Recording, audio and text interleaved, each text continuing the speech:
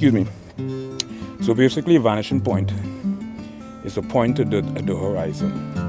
So let's just say sporadically I drop my finger on the paper. So it's a point at the horizon where the two receding line diminishes. Basically, is when there's a correlation between mutually exclusive events or scenario, or a correspondence in event or occurrence in synchronicity.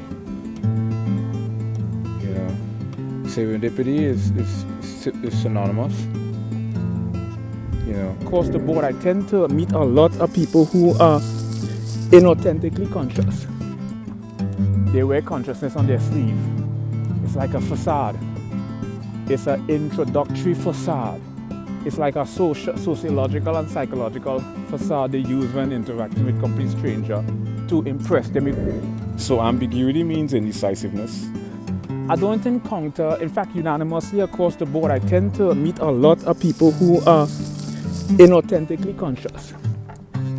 They wear consciousness on their sleeve. It's like a facade. It's an introductory facade. It's like a sociological and psychological facade they use when interacting with complete stranger to impress them. Metric standpoint is when you have these perpendicular angle or diagonal line. Hence the reason, you know, if you're